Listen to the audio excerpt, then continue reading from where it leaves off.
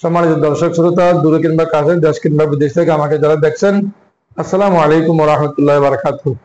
আমরা আজ অত্যন্ত গুরুত্বপূর্ণ পবিত্র কোরবানির মাসালা মাসাইল নিয়ে আলোচনা করার জন্য এসেছি। তো এখন সর্বপ্রথম কথা হলো, কোরবানি সর্বপ্রথম পৃথিবীর মধ্যে কে করেছেন? সর্বপ্রথম কোরবানি করেছেন পৃথিবীর মধ্যে হযরত আদম আলাইহিস সালামের দুই সন্তান কোরবানি করার পরে কোরআন মজিদে এসেছে, ওয়াতুলু আলাইহিম নাবা ইবনে আদামা এই যে কাররাবা কুরবানা যে দুইজনে কোরবানি দিয়েছেন, একজনের কোরবানি কবুল হয়েছে, আরেকজনের কোরবানি কবুল হয় নাই। কোরবানি করার জন্য নিয়ত শুদ্ধ হতে হয়, টাকা পয়সা বিশুদ্ধ থাকতে হবে। এই জন্য একজনের কোরবানি কবুল হয়েছে, আরেকজনেরটা যখন কবুল হয় নাই, সে বলছে আমি তোমাকে হত্যা করব। শেষে যিনি নেককার, তিনি বলেছেন তুমি হত্যা করলো, আমি কিছু করব না, আমি আল্লাহকে ইন্না আখাফু রাব্বাল আলামিন, আমি আল্লাহকে ভয় করি। তখন থেকে কোরবানি শুরু হয়েছে। এরপরে প্রশ্ন হলো, কোরবানি শব্দের আরবি কি? আরবি হলো উদহিয়া। বর্তমান জামানায় কত টাকা থাকলে 2025 সালে কোরবানি দিতে হবে?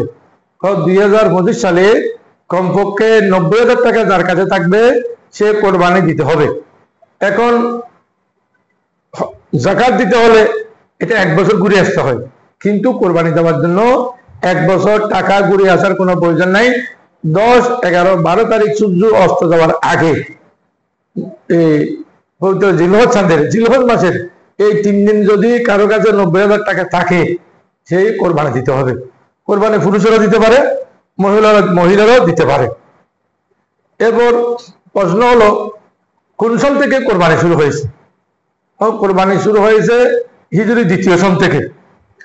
আল্লাহ রাব্বুল আলামিন বলেছেন, ফাসাল্লি লিরাব্বিকা ওয়ানহার, হে নবী সাল্লাল্লাহু আলাইহি সাল্লাম, আপনি কোরবানি করেন, আপনি নামাজ পড়েন, পবিত্র ঈদুল আযহার নামাজ পড়েন এবং কোরবানি দেন।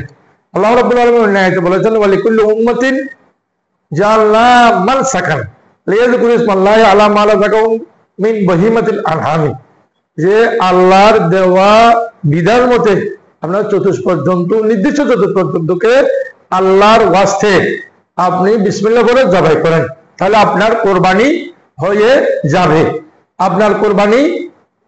আল্লাহ রাব্বুল আলামিন আপনার কোরবানি কবুল করবেন। ওয়া আখিরু দাওয়ানা আলহামদুলিল্লাহ।